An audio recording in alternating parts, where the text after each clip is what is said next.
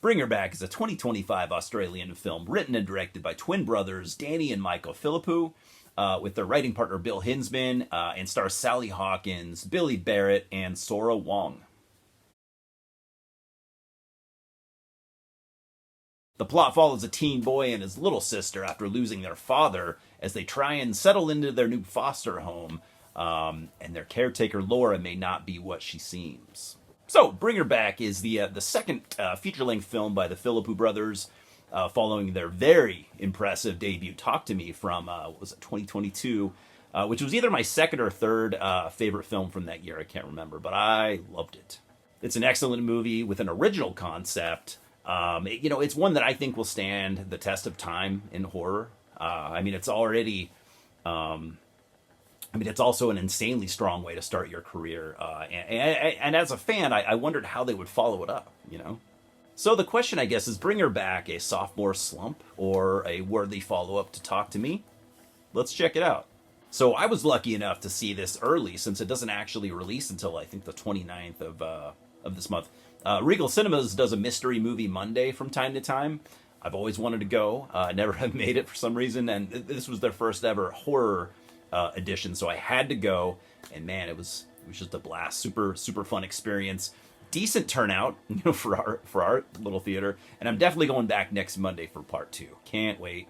Don't know what it is. I could find out, but I like the mystery. The first thing I noticed about this film was the characters, almost instantly, which at this point I'd say is a trademark of the Philippous. Fleshed out characters that are vulnerable and sad and just full of heart. I absolutely love Mia from Talk to Me, Sophie Wilde. And I think I loved Andy and Piper maybe even a little bit more, and really within like the first 2 to 3 minutes. It's not just the sadness of what they go through, but it's also the performances. Especially Billy Barrett, man. Keep an eye on that kid. I know I will.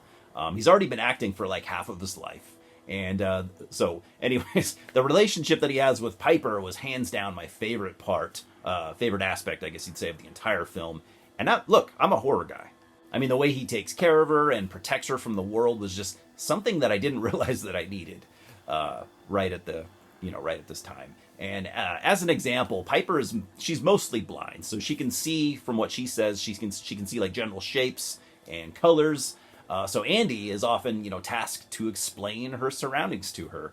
And when it's something hostile, he will lie to her and tell her that everything is okay.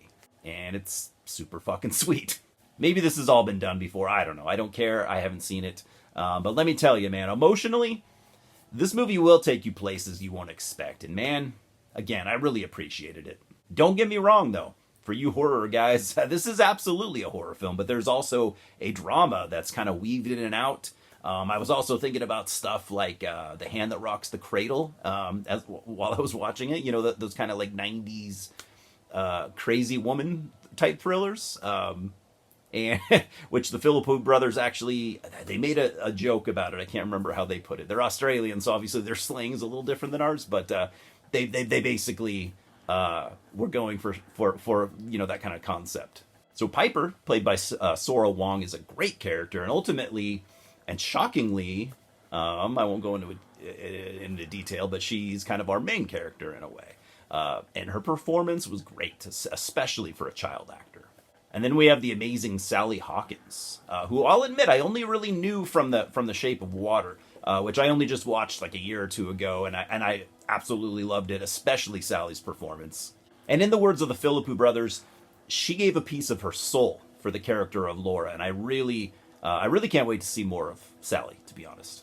And she plays Laura, the woman who volunteered to provide foster care for Andy and Piper for 3 months until Andy turns 18 and can apply for guardianship of his sister. Laura's cool, man. She's caring and funny and charming, and at first, but literally within, I think, hours, maybe even minutes of meeting her, maybe she isn't exactly what she seems. And the kids soon learn that she actually had a daughter who died some years back, and they feel that maybe they can relate to her, or they can relate to each other, since they've all suffered tremendous loss and trauma. Things get really weird, when the kids learn that there is a young boy named Ollie living with Laura, who seems almost like borderline catatonic. She tells them that he's a foster child too, but the foster agency never said anything about him. And that is pretty much the general like tip of the iceberg here, as Laura's behavior keeps getting more and more strange and erratic.